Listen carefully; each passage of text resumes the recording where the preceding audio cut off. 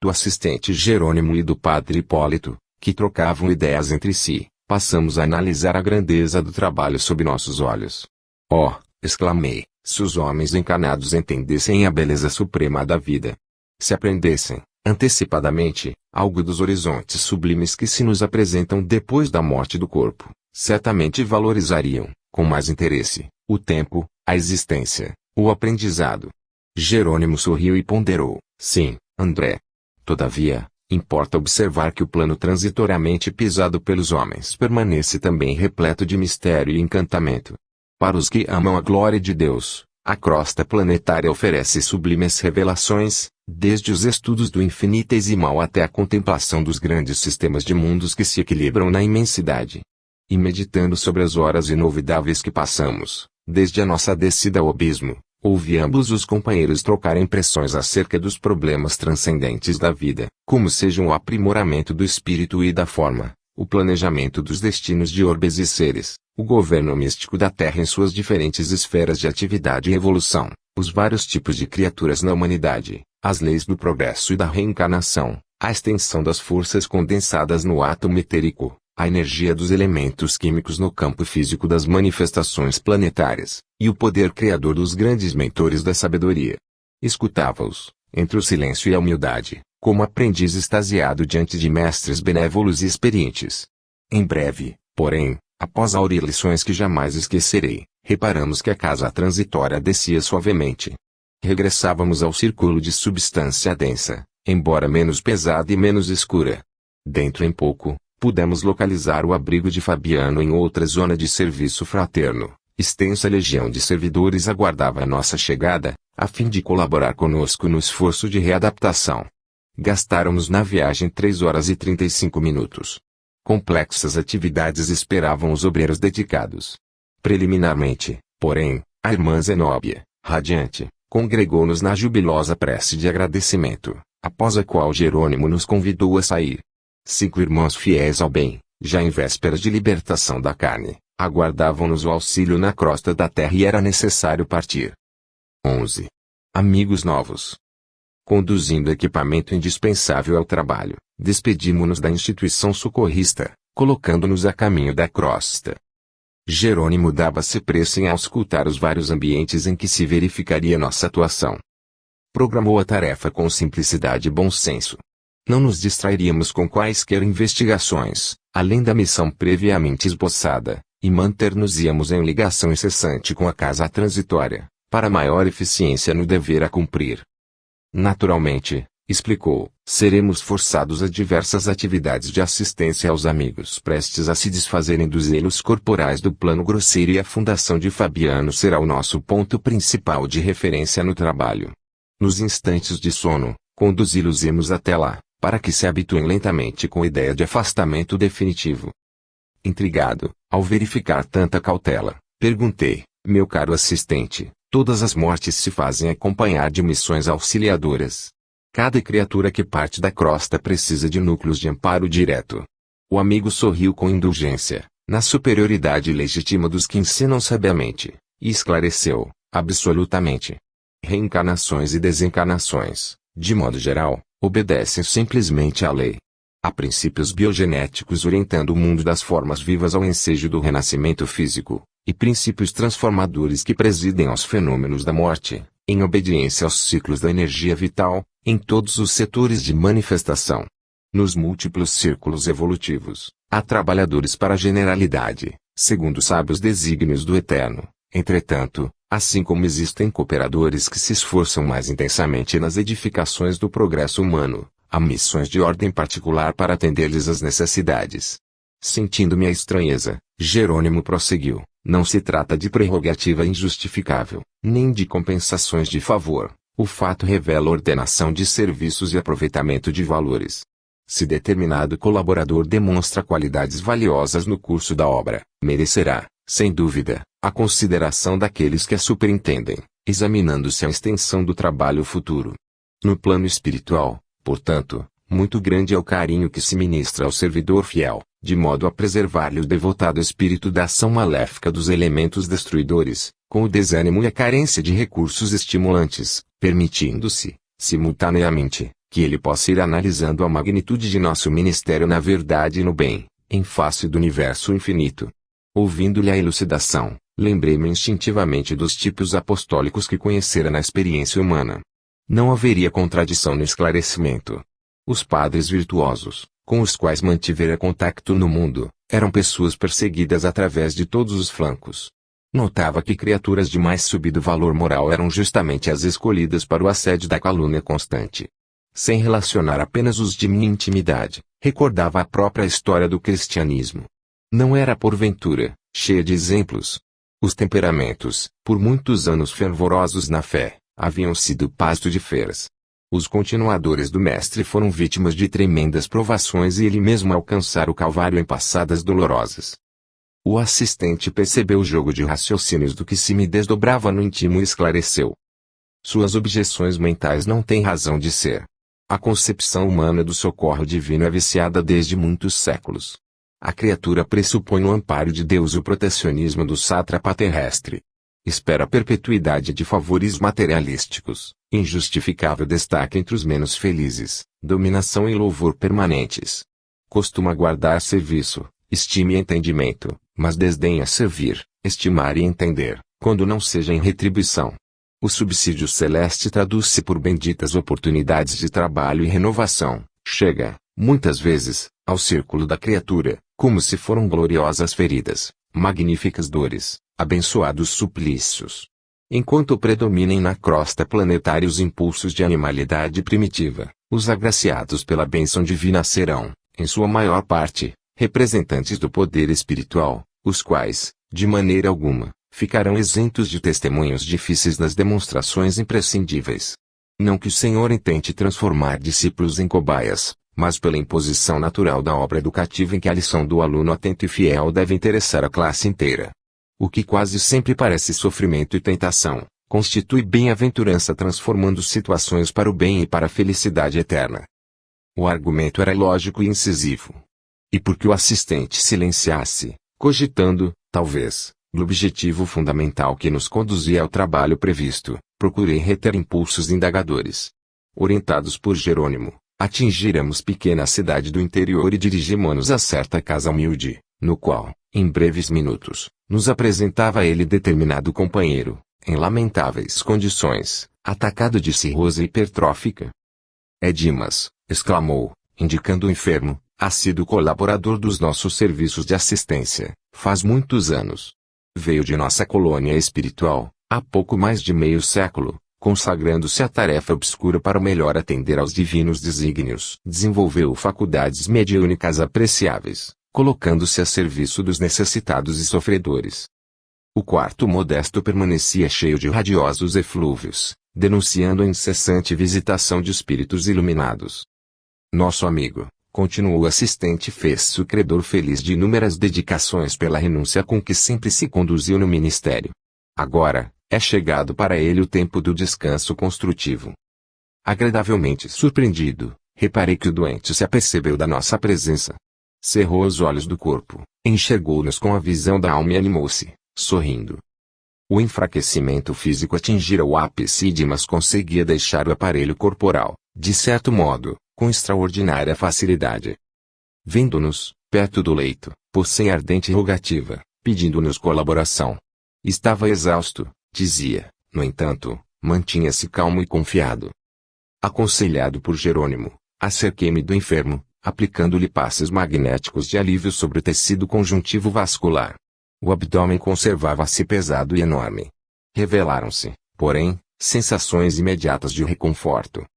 Seguindo-se ao meu auxílio humilde, Jerônimo dirigiu-lhe palavras de encorajamento e prometeu voltar, mais tarde. Dimas, enlevado, endereçava ao céu comovedor agradecimento. Em breves momentos, dois amigos espirituais dele vieram ter ao quarto. Saudando-nos atenciosamente, nosso dirigente convidou-nos à retirada, explicando-nos, depois que nos havíamos afastado, após rápida visita aos interessados, reuni-los-emos em sessão de esclarecimento, no casa transitória, de maneira a prepará-los para o fenômeno próximo da libertação definitiva. Esperaremos a noite para esse fim.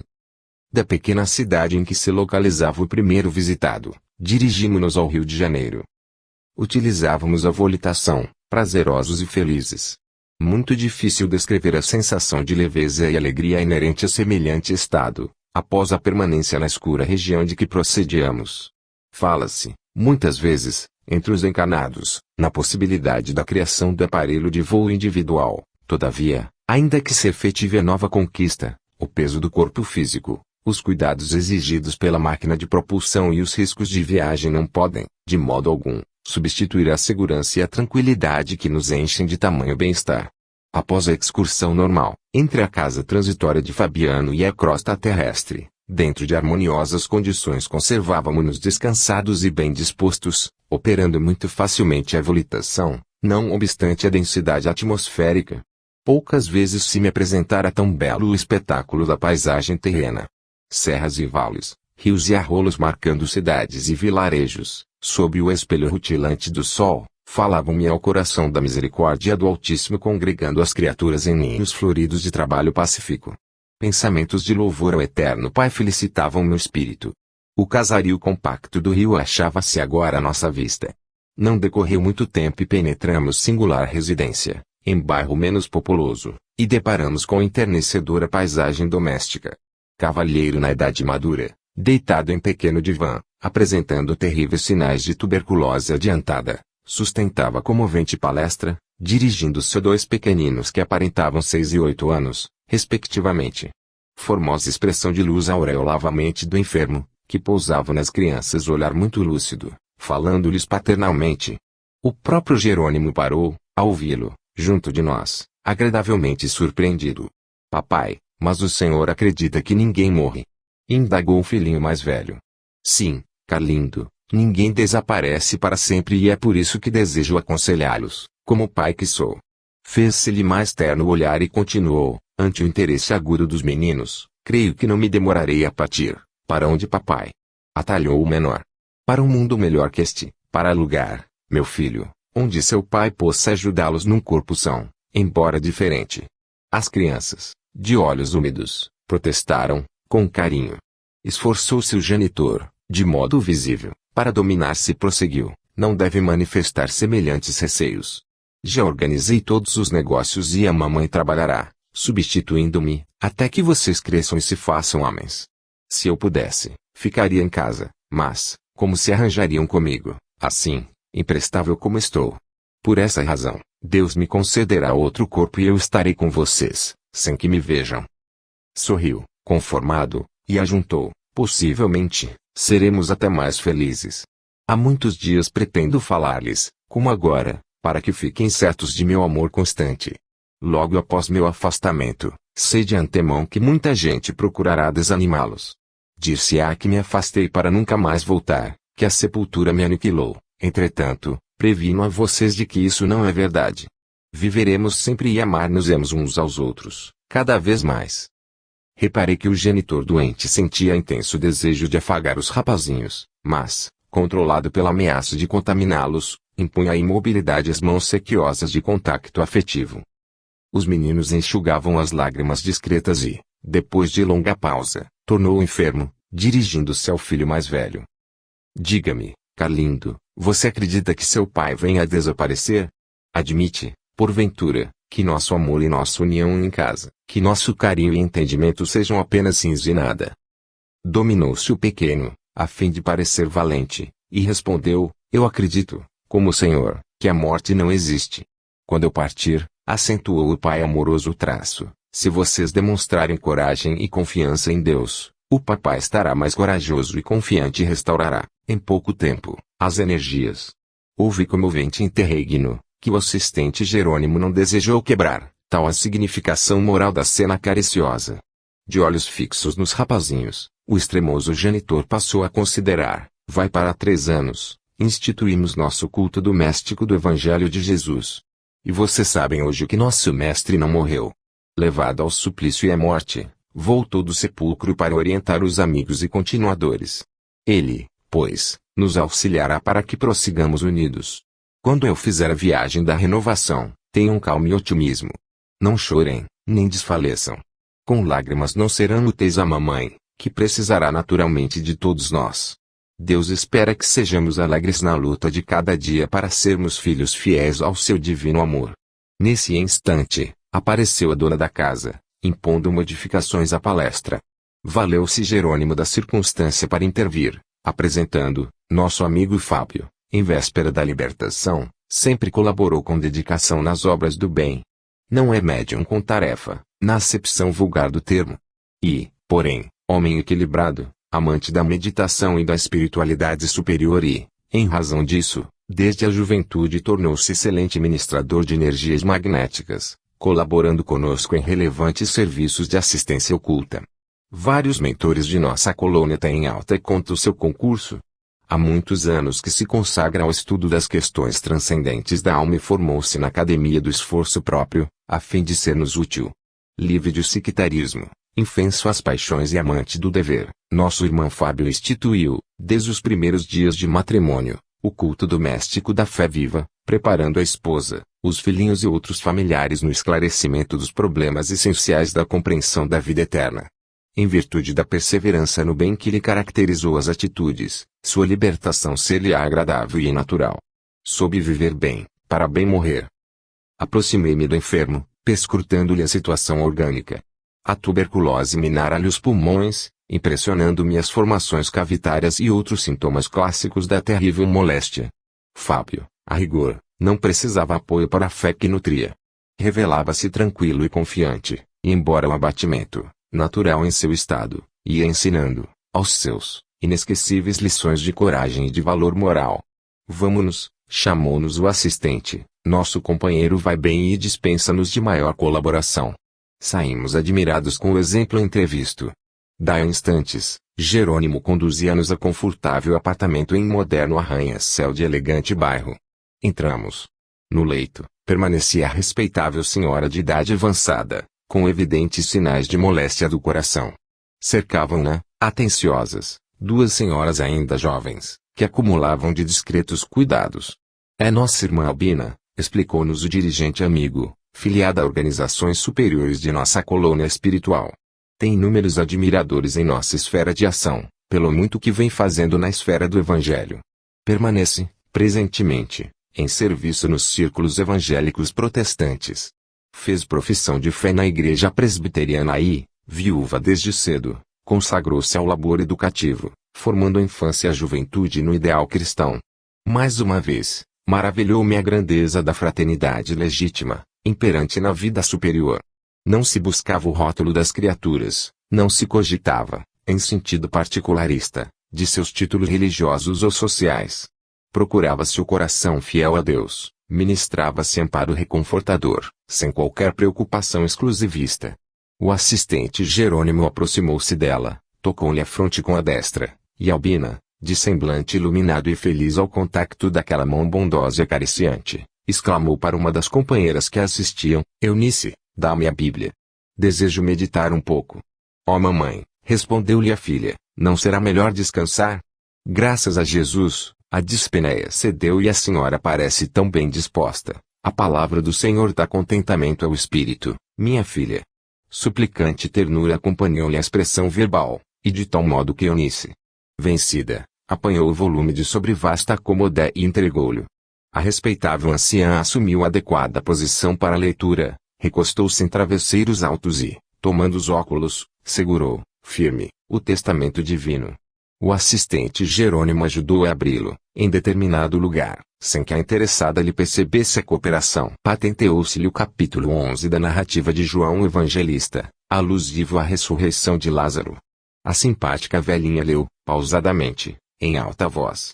Terminando, exclamou comovidamente: agradeço ao nosso divino mestre e alentador a leitura que nos mandou. Praz aos seus possamos todas nós encontrar a vida eterna, em Cristo Jesus. Assim seja. As filhas acompanhavam-na, respeitosas. Jerônimo recomendou-me aplicar à doente passes de reconforto.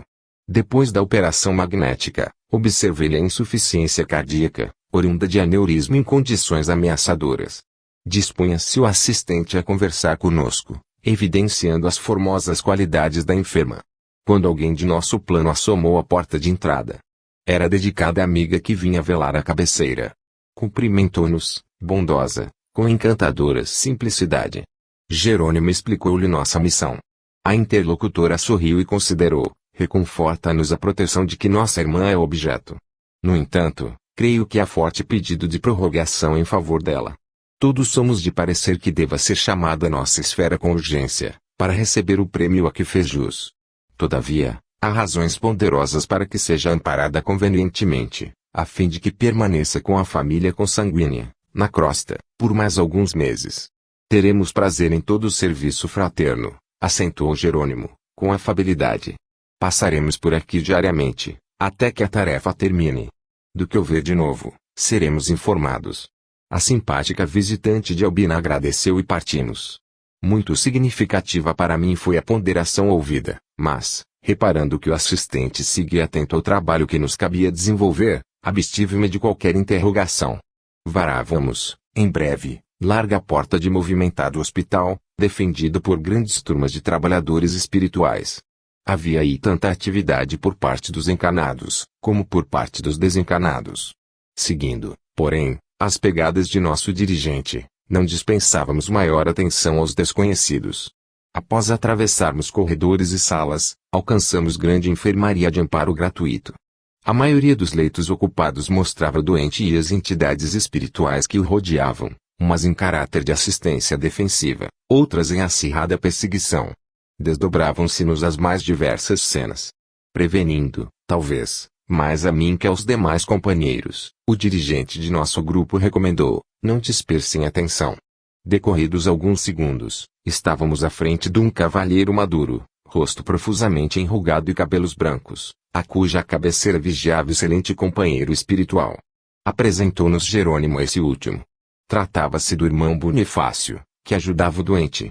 Em seguida, indicou-nos o doente mergulhado em lençóis alvos e esclareceu: aqui temos nosso velho Cavalcante.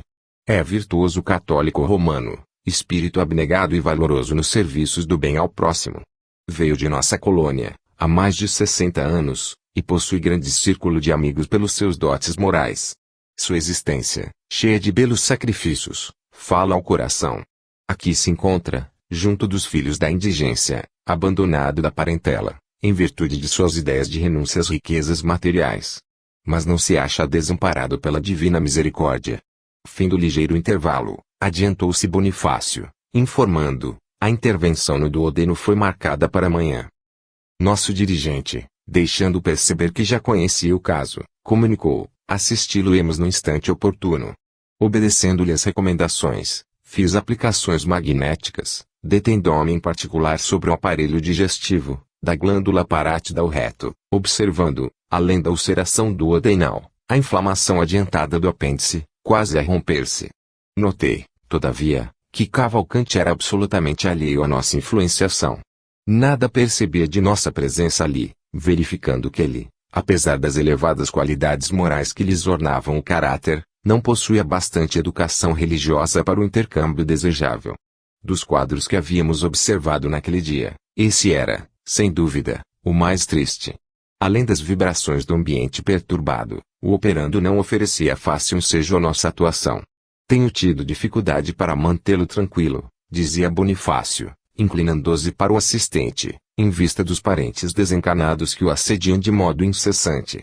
Não obstante os trabalhos de vigilância que garantem o estabelecimento, muitos deles conseguem acesso e incomodam-no. O pobrezinho não se preparou, convenientemente, para libertar-se do jugo da carne e sofre muito pelos exageros da sensibilidade. E muito embora o abandono que foi votado, tem o pensamento afetuoso em excessiva ligação com aqueles que ama. Semelhante situação dificulta-nos sobremaneira os esforços. Sim, concordou Jerônimo Traço, entendemos a luta. A deficiência de educação da fé, ainda mesmo nos caracteres mais admiráveis, origina deploráveis desequilíbrios da alma, em circunstâncias como esta. Conservar-nos-emos, porém, apostos, como retribuição ao devotado amigo pelos obséquios inúmeros que dele recebemos. Quando nos despedimos, Bonifácio mostrou-se comovido e grato. Transcorridos escassos minutos, ganhávamos o pórtico de notável, simples e confortável edifício, em que se asilavam numerosas criancinhas, em nome de Jesus. Tratava-se de louvável instituição espiritista cristã, onde se sediava compacta legião de trabalhadores de nosso plano. Bondoso ancião recebeu-nos afavelmente. Reconheci-o, jubiloso.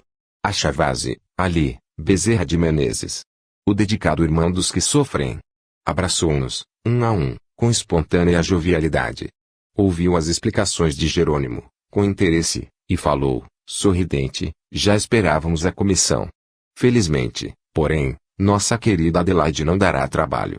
O ministério mediúnico, o serviço incessante em benefício dos enfermos, o amparo materno aos órfãos nesta casa de paz, aliados aos profundos desgostos e duras pedradas que constituem abençoado ônus das missões do bem, prepararam-lhe a alma para esta hora.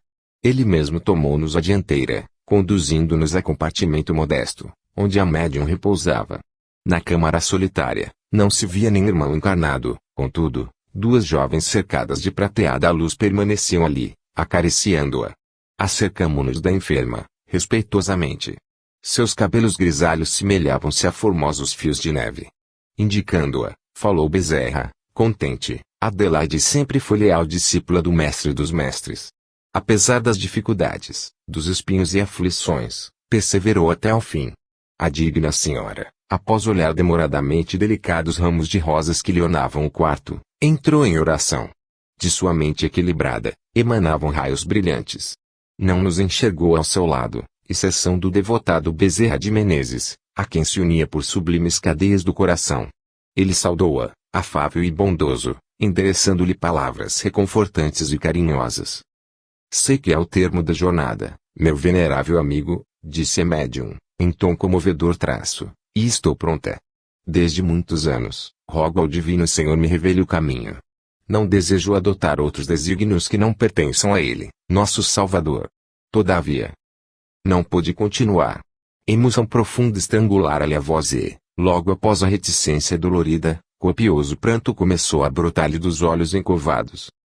Bezerra acomodou-se junto dela, com intimidade paternal, afagou-lhe com a luminosa destra fronte abatida e falou otimista. Já sei. Você pensa nos parentes, nos amigos, nos orfãozinhos e nos trabalhos que ficarão. Ó Adelaide! Compreendo seu devotamento materno à obra de amor que lhe consumiu a vida. Entretanto, você está cansada, muito cansada e Jesus, médico divino de nossa alma, autorizou seu repouso. Confie a Ele as penas que lhe oprimem o espírito afetuoso. Deponha o precioso fardo de suas responsabilidades em outras mãos, esvazie o cálice de sua alma, alijando amarguras e preocupações. Converta saudades em esperanças e desate os zelos mais fortes, atendendo à ordem divina. Adelaide pousou no benfeitor os olhos muito lúcidos, revelando-se confortada e, após breve pausa, Bezerra prosseguiu.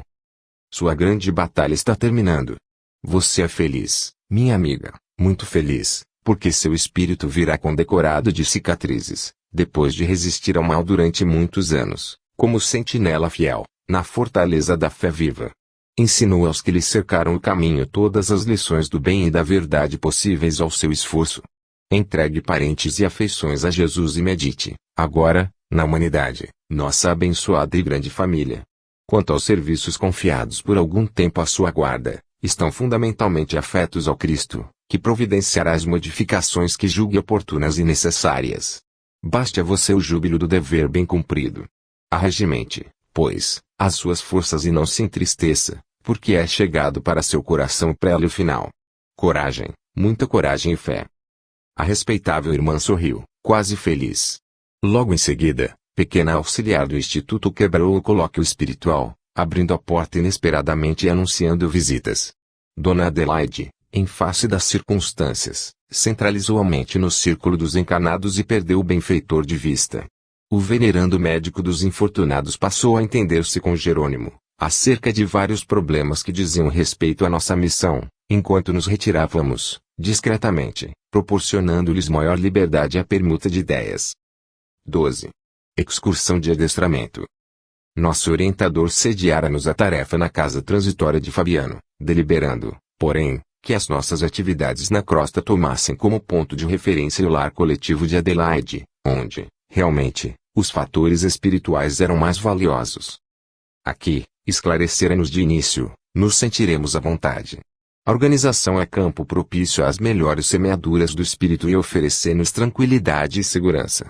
Permaneceremos em comunicação contínua com o abrigo de Fabiano, para onde conduziremos os recém-desencarnados e condensaremos todas as atividades possíveis, concernentes aos outros amigos, nesta amorosa fundação. De fato, aquele refúgio de fraternidade legítima era, sem dúvida, vasto celeiro de bênçãos. Diversas entidades amigas operavam na instituição, prestando assistência e cuidados.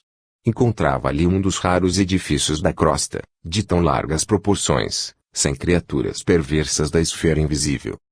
Semelhando-se à casa transitória, de onde vínhamos, a vigilância funcionava severa. Fôramos defrontados por vários sofredores, criaturas de bons sentimentos, que penetravam o asilo com prévia autorização. Enquanto o assistente se demorava em palestra com o dedicado Bezerra, tivemos permissão para visitar as dependências.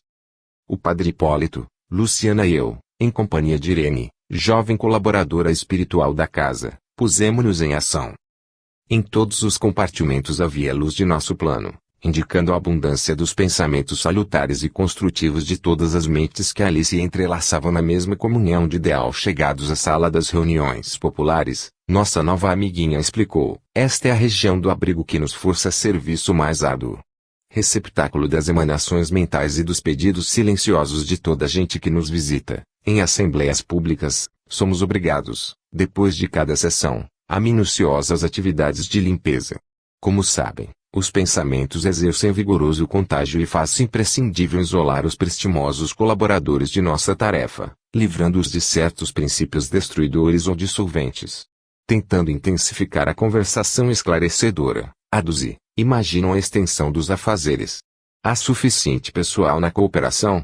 Sim, respondeu Traço, a legião dos colaboradores não é pequena. Somos levados a servir, dia e noite, em turmas alternadas. Temos sessões de assistência aos adultos e às criancinhas.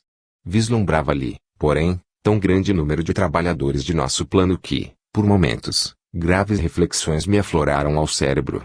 Tanta gente a contribuir, apenas no sentido de amparar algumas dezenas de crianças desfavorecidas no campo material. Estabelecia paralelo entre a fundação de Adelaide e a casa transitória de Fabiano. Notando singular diferença. Lá, os rigorosos serviços de sentinela, o gesto de energia, a atenção do pessoal, verificavam-se em virtude das necessidades inadiáveis de certa quantidade de infelizes desencarnados, para os quais a caridade constitui a lâmpada acesa, indispensável à transformação interior. Aqui, porém, via somente criaturinhas tenras que reclamavam de imediato, acima de qualquer outra medida, leite e pão, primeiras letras e bons conselhos. Valeria, assim, o dispêndio de tanta energia de nossa esfera. Mesmo assim, a delicada colaboradora, aprendendo-me as indagações íntimas, ponderou. Cumpre-nos reconhecer, todavia, que esta obra não se dedica exclusivamente às necessidades do estômago e do intelecto da infância desamparada. Os imperativos da evangelização preponderam aqui sobre os demais. Para infundir espiritualidade superior à mente humana urge aproveitar realizações como esta, já que é muito difícil obter espontâneo arejamento da esfera sentimental. Valemo-nos da casa, venerável em seus fundamentos de solidariedade cristã, como núcleo difusor de ideias salutares. A fundação é muito mais de almas que de corpos, muito mais de pensamentos eternos que de coisas transitórias. O diretor, o cooperador e o abrigado, recebendo as responsabilidades inerentes ao programa de Jesus, instintivamente se convertem nos instrumentos vivos da luz de mais alto. Satisfazendo necessidades corporais, solucionamos problemas espirituais. Entrelaçando deveres e dividindo-os com os nossos irmãos encarnados, no setor de assistência, conseguimos criar bases mais sólidas à semeadura das verdades imorredoras. Realmente, as outras escolas religiosas não se esqueceram de materializar a bondade em obras de alvenaria. A Igreja Católica Romana dispõe de institutos avançados, sob o ponto de vista material, abrigando a infância desfavorecida. Entretanto, aí, as concepções espirituais não se desenvolvem, acanhadas que ficam nos moldes tirânicos dos dogmas obsoletos. O trabalho, pois, na maioria dos casos, circunscreve-se ao simples armazenamento de pão efêmero. As igrejas protestantes possuem, por sua vez, grandes colégios e congregações, distribuindo valores educativos com a juventude. Todavia, suas organizações se baseiam, quase sempre, mais na letra dos conceitos evangélicos que nos conceitos evangélicos da letra. Irene sorriu, fez ligeiro intervalo e continuou: não desejamos menosprezar os serviços admiráveis dos aprendizes do Evangelho nos variados campos religiosos. Todos são respeitáveis, se levados a efeito pelo devotamento do coração. Desejamos apenas destacar os valores iluminativos. Nos primórdios da obra cristã, não faltavam prestigiosas providências da política imperial de Roma, a fim de que os famintos e esfarrapados recebessem trigo e agasalho e até mesmo preceptores seletos, filiados a famosos centros culturais de gregos e egípcios. Porém, no intuito de incentivar a obra de legítima iluminação do Espírito, Simão Pedro e os companheiros de apostolado abrigaram-se a longo programa de socorro aos infortunados de toda a sorte. Nem todos os seguidores do Evangelho procediam das altas camadas sociais do judaísmo, como Gamaliel, o venerando rabino cujo intelecto desenvolvido encontrou o Mestre. A maioria dos necessitados entraria em contato com Jesus através da sopa humilde ou do teto acolhedor. Lavando leprosos, tratando loucos, assistindo órfãos e velhinhos desamparados, os continuadores do Cristo davam trabalho a si próprios, dedicavam-se aos infelizes, esclarecendo-lhes a mente, e ofereciam lições de substancial interesse aos leigos da fé viva. Como não ignoram, estamos fazendo no Espiritismo evangélico a recapitulação do cristianismo. O padre Hipólito aprovou, benévolo: sim, inegavelmente, precisamos estimular a formação de serviços que libertem o raciocínio para voos mais altos. Dentro de nosso esforço, prosseguiu Frene, com lhaneza traço, o imperativo primordial consiste na iluminação do espírito humano com vistas à eternidade. Urge, no entanto, compreender que, para a obtenção do desiderato, é imprescindível fazer alguma coisa. Onde todos analisam, admiram ou discutem, não se levantam obras úteis para testar a superioridade das ideias. Por isso, nossos mentores da vida divina apreciam o servo pela dedicação que manifeste a responsabilidade. O necessitado, o beneficiário, o crente e o investigador virão sempre aos nossos centros de organização da doutrina. E toda vez que exercitem o serviço cristão pela mediunidade ativa, pela assistência fraterna, pelos trabalhos de solidariedade comum, quaisquer que sejam, apresentam caracteres mais positivos de renovação, porque a responsabilidade na realização do bem, voluntariamente aceita, transforma-os em traços animados entre dois mundos, o que dá e o que recebe. Como veem, a luz divina prevalece sobre a benemerência humana, porque esta, sem aquela, pode muitas vezes degenerar em personalismo devastador, compreendendo-se, todavia, em qualquer tempo, que a fé sem obras é irmã das obras sem fé. Continuou Irene, em sua brilhante argumentação, ensinando-nos, vivaz, a ciência da fraternidade e do entendimento construtivo. Ouvindo-a, percebi, acima de toda preocupação individualista, que a difusão da luz espiritual na crosta terrestre não é ação milagrosa, mas edificação paciente e progressiva. As casas de benemerência social, sobre as águas pesadas do pensamento humano, funcionam como grandes navios de abastecimento à coletividade faminta de luz e necessitada de princípios renovadores. Passei a ver o estômago dos pequeninos em plano secundário, porque era a claridade positiva do Evangelho que inundava agora minha alma, convidando-me à contemplação feliz do futuro maior. Caíra a noite e continuávamos em companhia da estimada irmã que nos apresentava a instituição, comentando-lhe, com oportunidade e sabedoria, o salutar programa. Observamos os serviços espirituais que se preparavam, ante a noite próxima.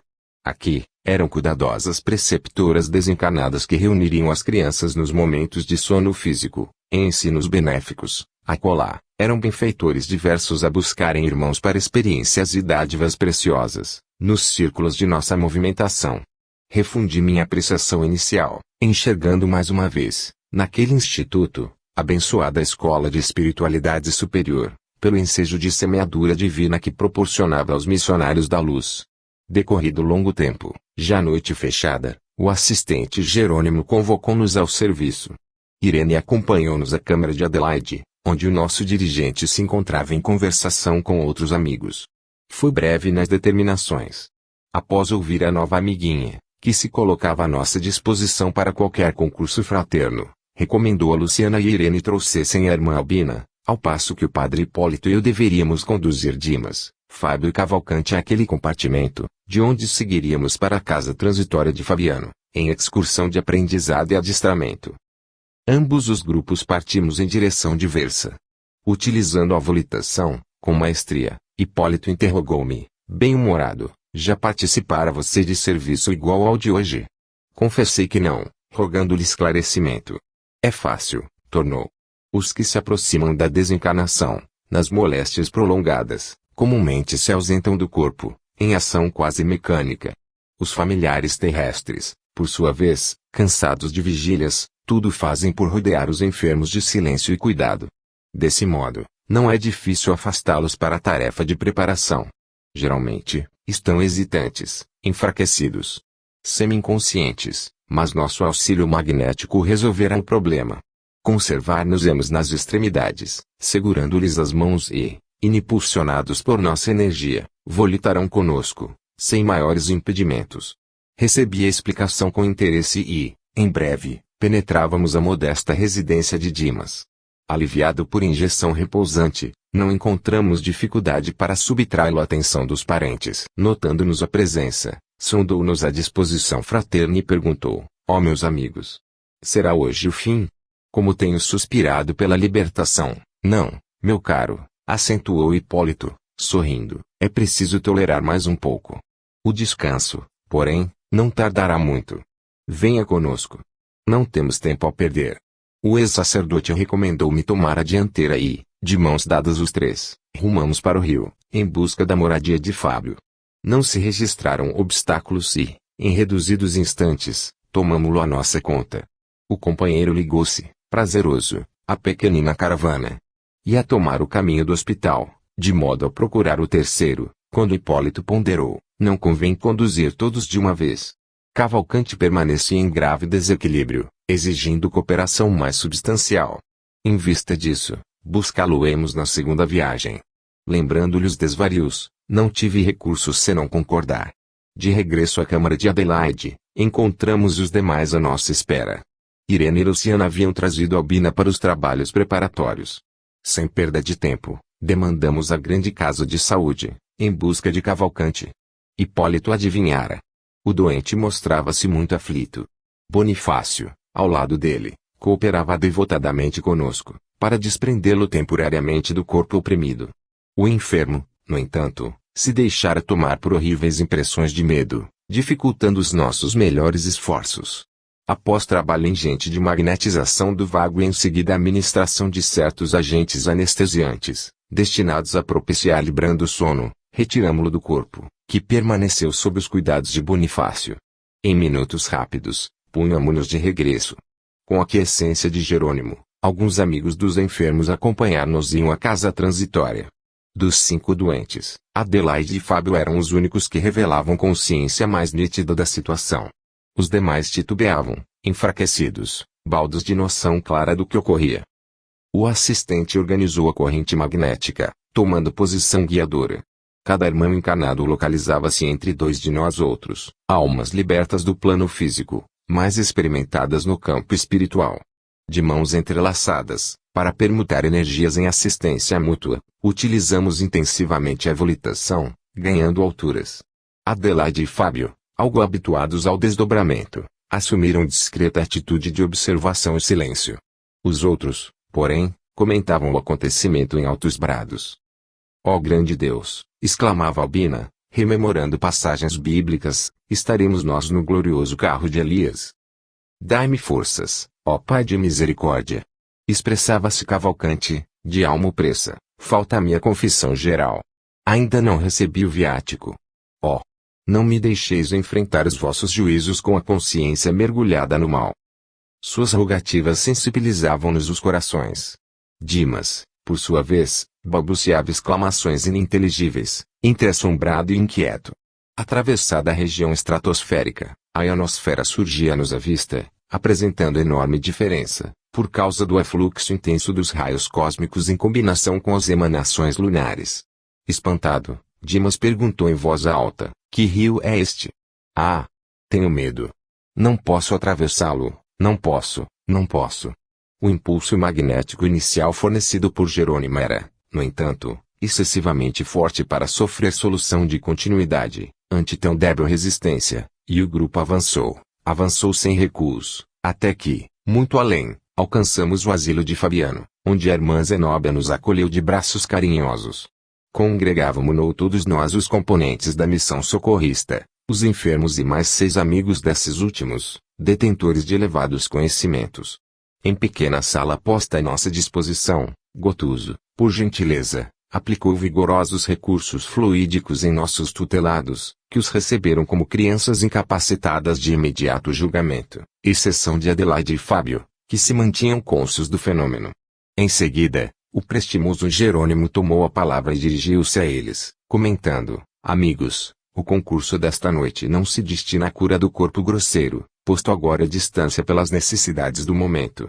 Tentamos revigorar-vos o organismo espiritual, preparando-vos o desligamento definitivo, sem alarmes de dor alucinatória.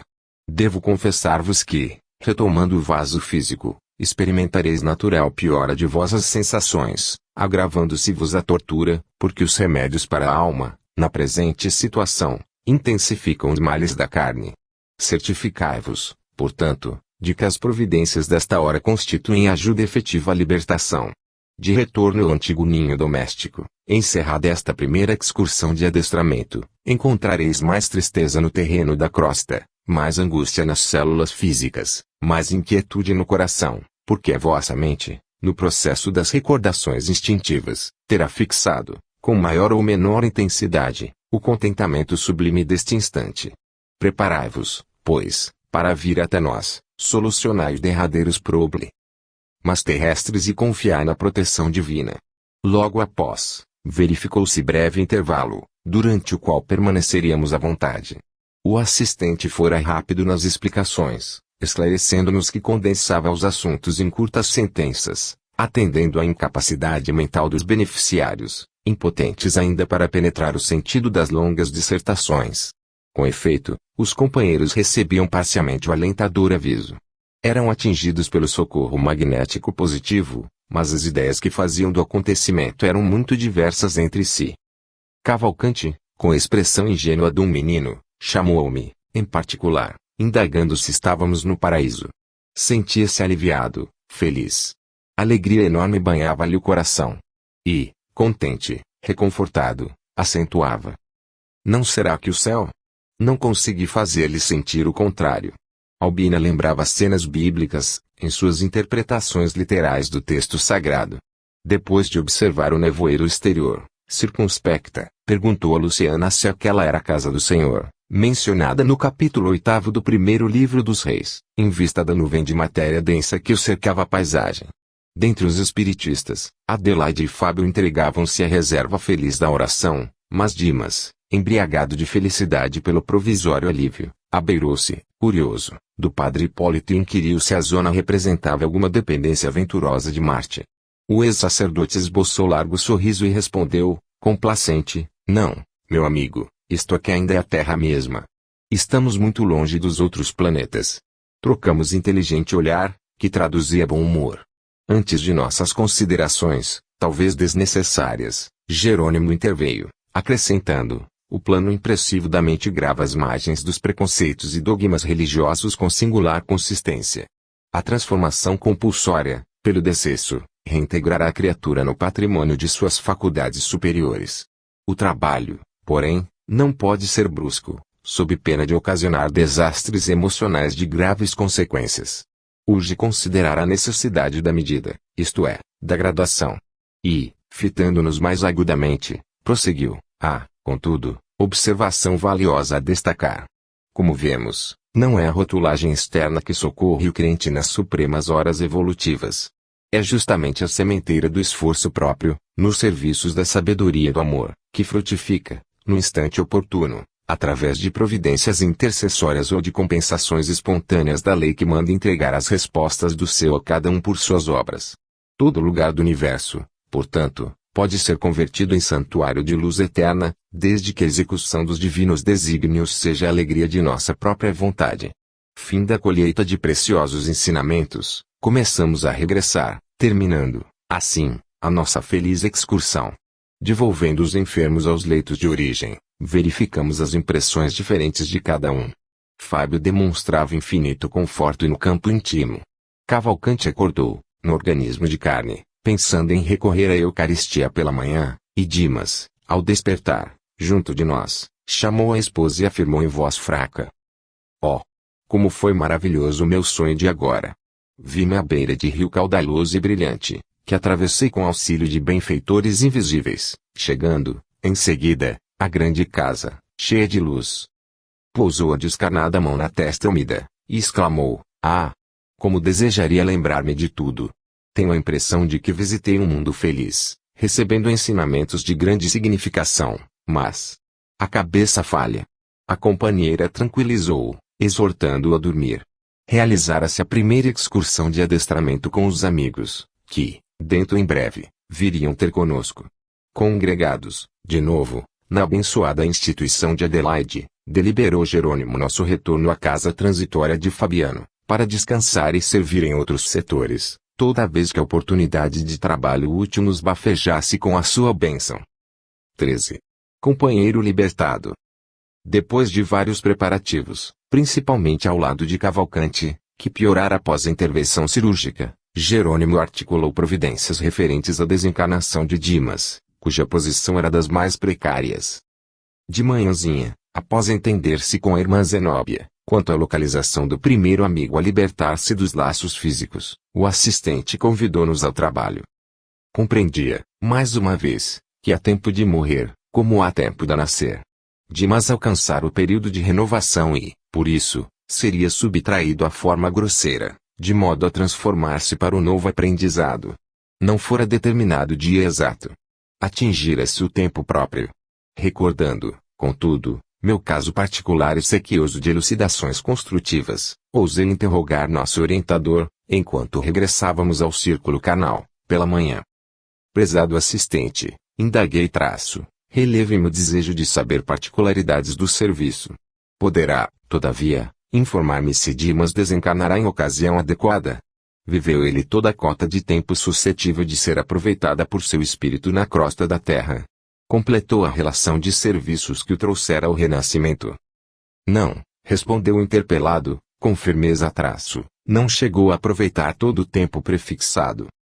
Oh, considerei, levianamente, terá sido, como foi, suicida inconsciente. Penetrei nossa colônia nessa condição e, antes de obter a graça do refúgio renovador, experimentei acerbos padecimentos. Enunciando tal apreciação, ponderava sobre a tarefa especial de socorrê-lo. Razões fortes, de certo, motivariam o esforço que se levava a efeito, mas a informação do orientador desconcertava-me.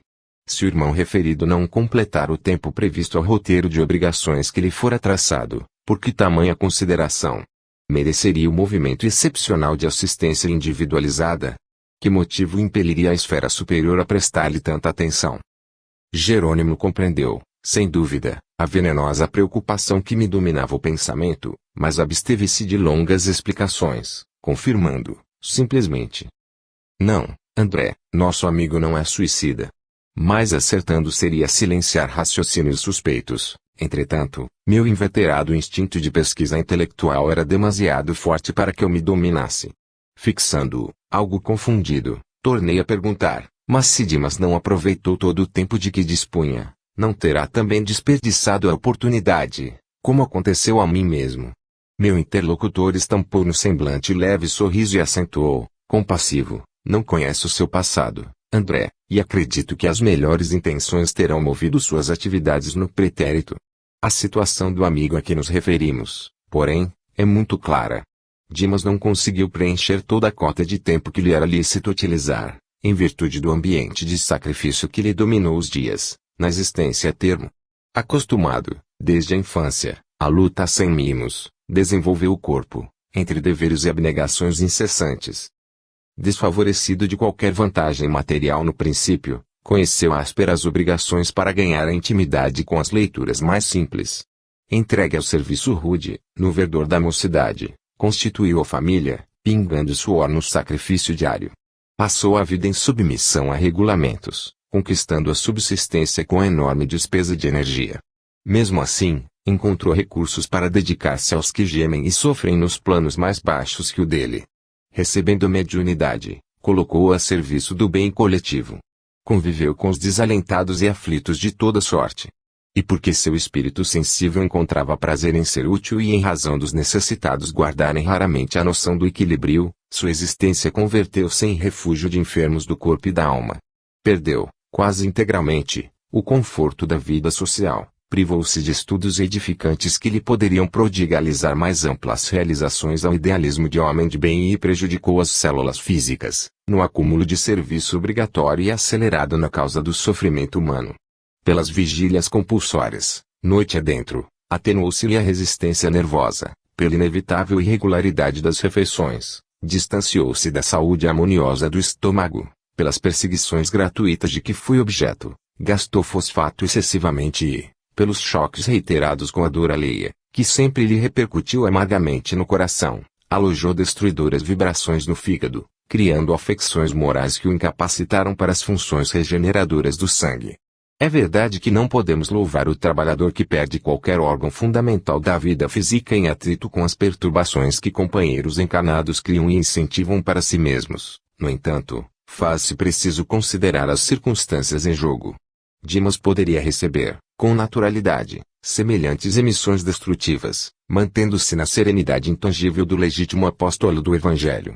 Todavia, não se organiza de um dia para outro anteparo psíquico contra o bombardeio dos raios perturbadores da mente alheia, como não é fácil improvisar cair seguro ante o oceano em ressaca. Cercado de exigências sentimentais, subalimentado, mal dormido, teve as reiteradas congestões hepáticas convertidas na cirrose hipertráfica, portadora da desintegração do corpo. Interrompeu-se o orientador, e, como me sentisse fundamente envergonhado pelo paralelo que inadvertidamente estabelecera, Jerônimo acentuou. Segundo observamos, há existências que perdem pela extensão, ganhando, porém, pela intensidade. A visão imperfeita dos homens encarnados reclama o exame acurado dos efeitos, mas a visão divina jamais despreza minuciosas investigações sobre as causas. Calei-me, humilhado. O hábito de analisar pessoas e ocorrências, unilateralmente, mais uma vez me impunha proveitosa decepção. Naturalmente, o assistente conhecia minha antiga posição, estaria informado de meus desvios anteriores, mas dignava-se evitar-me desapontamento mais fundo com referências comparativas.